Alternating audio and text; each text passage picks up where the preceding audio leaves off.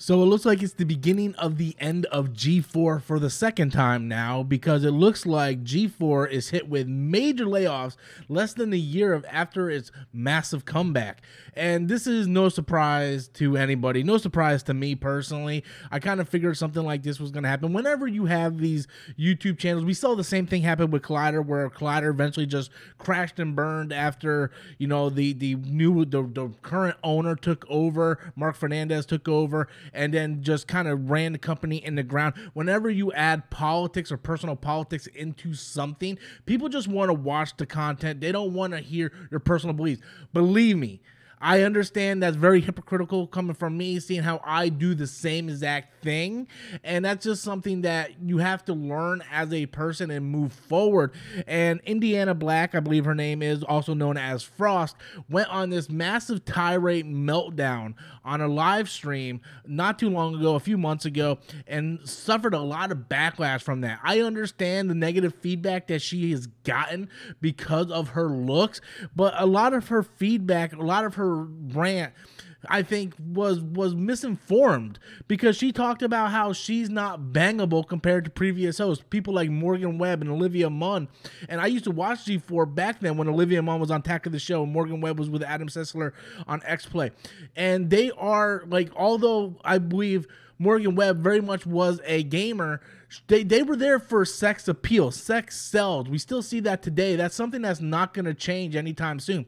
Sex sells. Olivia Munn and Morgan Webb and Sarah Underwood, they were all part of G4 because they were drop dead gorgeous and they did things to appeal to that male demographic, and that's the fact of it. So she came off very ignorant in the sense that she said that Morgan Webb and Olivia Munn was not put there to be easy on the eyes, because that was 100% what they were there for. I understand she gets a lot of criticisms on her looks and the fact that Adam Sessler is pretty much the fan favorite, but whenever you go on to a show and there's an established person there that is a fan favorite, that the fans are going to want that person, right? Like when we used to watch the movie talk show and John Campea wasn't there, we wanted to hear what John Campea wanted to say. We didn't care about this schmo that they got off the thing. It's like, we want to know what Schnepp, Campea, Christian Harloff, Mark Ellis, like that's the people I want to hear from. Like, I don't want to hear from this Joe Nobody that you bring in.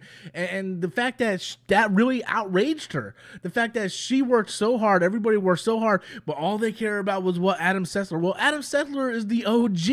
He is the one that they brought in from X-Play, from the old school, to kind of usher in this new thing. And it's a fan favorite. Of course, people are going to want to see it, you know? And like I said before, I fully understand that, you know, sometimes you just want to put out what you want to say, and you don't have a filter, and it just comes off, and you just let it out, and maybe you shouldn't let it out. And I think Frost let out a lot of frustration, and although it might have seemed right for her, you also have to understand when you're on a massive platform, you have to put your personal feelings aside and do what's best for the company. So now the company is suffering major layoffs, right? They laid off a bunch of people. They canceled the live streams the day that happened.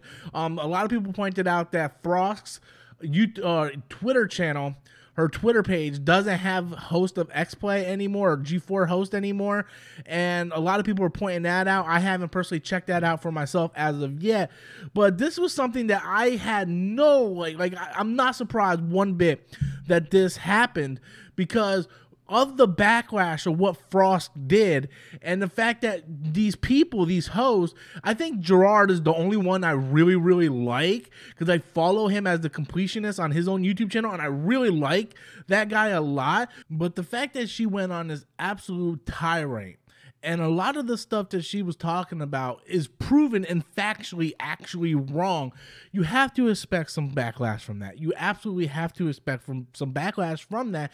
And I'm not surprised that G4 now has done a massive layoffs.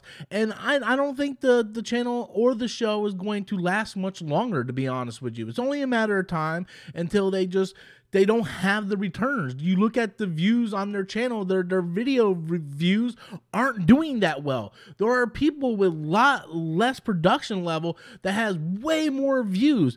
But unfortunately, when you do stuff like this, This is the stuff that's going to happen. Trust me, I know firsthand. I know firsthand what happens when you open your mouth and you say things that you shouldn't have said in the heat of the moment, and then you look at it like, well, maybe that wasn't the best thing to happen, and now you just have to suffer and reap the punishment of what happened when you do stuff like that. But anyway, guys, G4, massive layoffs. That's my thoughts on the whole situation. No surprise to me personally, but I want to know what you guys think. Be sure to smash that like and subscribe button. Until next time, guys, as always, I am Robert Storms, and that's my opinion.